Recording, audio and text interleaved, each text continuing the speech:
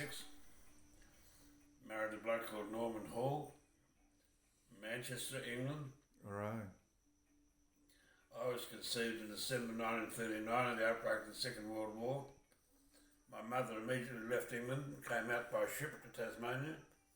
I was born in Calvary Hospital, Hobart, Tasmania, August the 29th, 1940.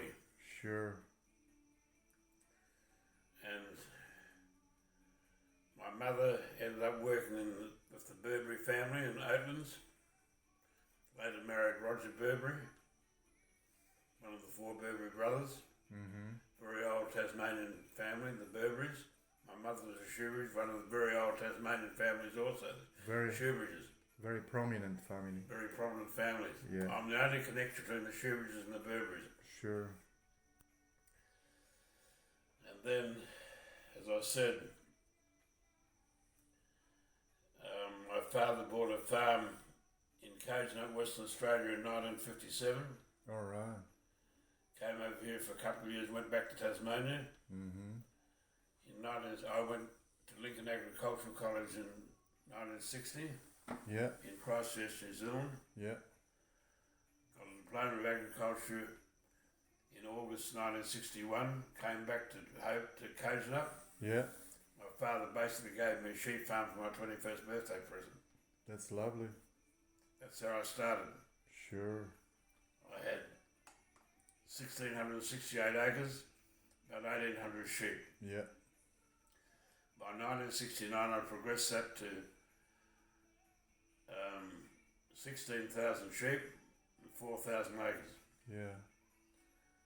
Fodder conservation principles I learned in Christchurch and all these matters. Sure. I then became one of the biggest sheep traders in Western Australia in the early 1970s. Early Yeah, 1970s. and made a lot of money in sheep trading, huge Yeah. amounts of money. Yeah. I set up with Stan Perrin as my partner Mm-hmm. and formed Millen and Stock Company Yeah.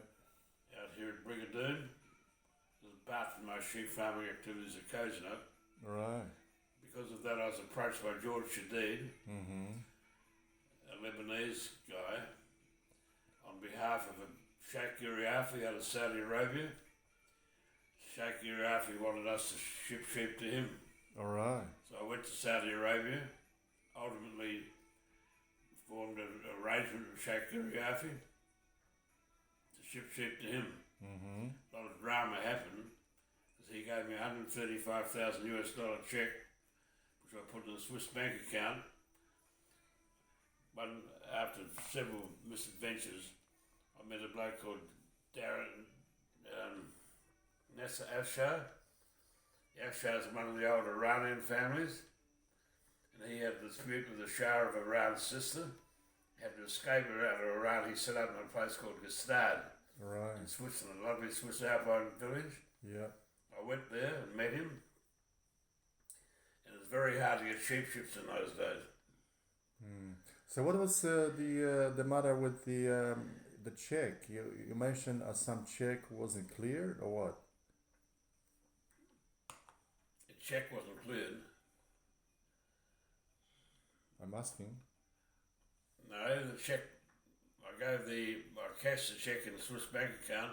So you did cash it. Yep. All right. I gave $100,000 to this Afshar because he reckoned to get a ship organised for us. Right. Very hard to get sheep ships in those days. Sure. And one thing led to another. I had to keep going back to explain to the Sheikh why there's a delay in our situation. Mm-hmm. Ultimately, George Shadid met me at the airport in June 1960. When was this? No, 1970 something. 1976. All right. Yeah. He said, "Chris, I've got bad news. You've got to give me your passport. All right.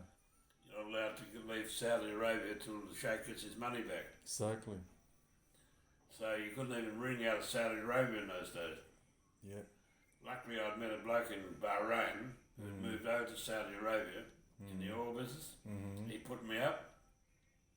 Took me about 6 or 8 weeks to sort it all out. I had to fly him out to Australia, Mm-hmm. let everyone know what was going on. I had to mortgage my farms, get the money back to the sheikh, which I did.